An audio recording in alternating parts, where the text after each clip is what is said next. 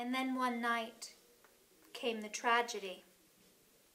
It was the spring of the year, and the story had been told for the night, and Jane was now asleep in her bed.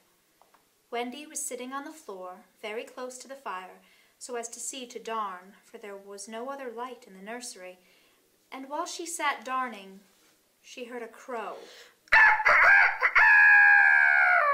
Then the window blew open as of old, and Peter dropped in on the floor. He was exactly the same as ever, and Wendy saw at once that he still had all his first teeth. He was a little boy, but she was grown up. She huddled by the fire, not daring to move, helpless and guilty, a big woman.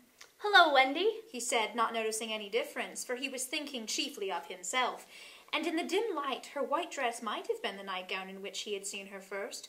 "Hello, Peter," she replied faintly, squeezing herself as small as possible. Something inside her was crying, Woman, let go of me."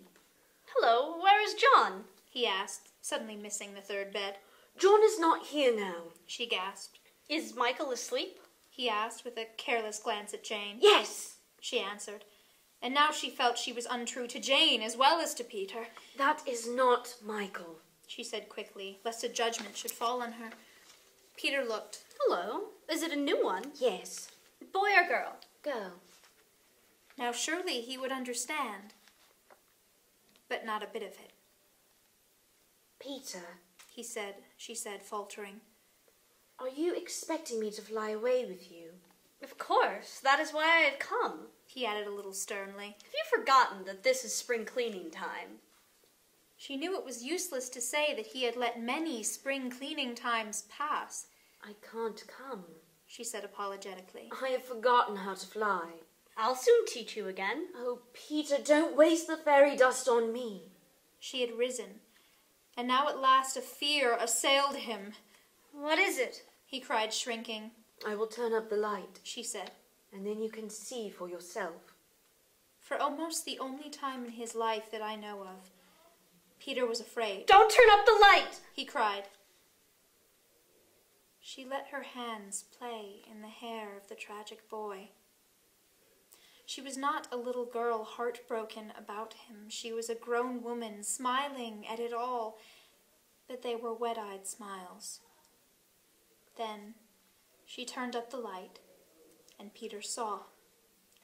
He gave a cry of pain, and when the tall, beautiful creature stooped to lift him in her arms, he drew back sharply. "What is it?" he cried again.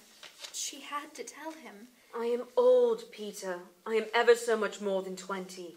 I grew up long ago." "You promised not to." "I couldn't help it. I'm a married woman, Peter." "No, you're not." "Yes, and the little girl in the bed is my baby." "No, she's not." But he supposed she was, and he took a step towards the sleeping child with his dagger upraised.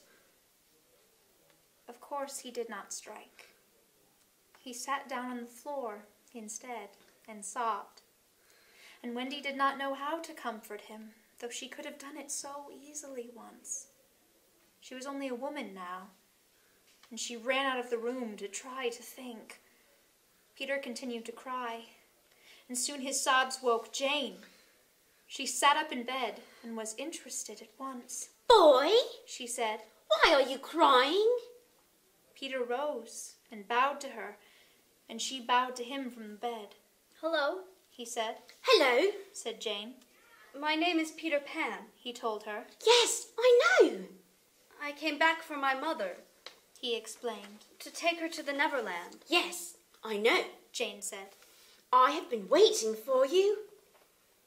When Wendy returned diffidently, she found Peter sitting on the bedpost, crowing gloriously, while Jane in her nightie was flying round the room in solemn ecstasy. "She is my mother," Peter explained, and Jane descended and stood by his side, with the look in her face that he liked to see on ladies when they gazed at him. "He does so need a mother," Jane said. "Yes, I know." Wendy admitted rather forlornly. "No one knows it so well as I." "Goodbye," said Peter to Wendy, and he rose in the air, and the shameless Jane rose with him. It was already her easiest way of moving about. Wendy rushed to the window. No, no! She cried. It is just for spring cleaning time, Jane said. He wants me always to do his spring cleaning. If only I could go with you. Wendy sighed. You see, you can't fly, said Jane. Of course, in the end, Wendy let them fly away together. Our last glimpse of her shows her at the window, watching them receding into the sky until they were as small as stars. As you look at Wendy, you may see her hair becoming white, and her figure little again, for all this happened long ago. Jane is now a common grown-up, with a daughter called Margaret. And every spring cleaning time, except when he forgets, Peter comes for Margaret and takes her to the Neverland, where she tells him stories about himself, to which he listens eagerly. When Margaret grows up, she will have a daughter, who is to be Peter's mother in turn, and thus it will go on, so long as children are gay and innocent and heartless. The end.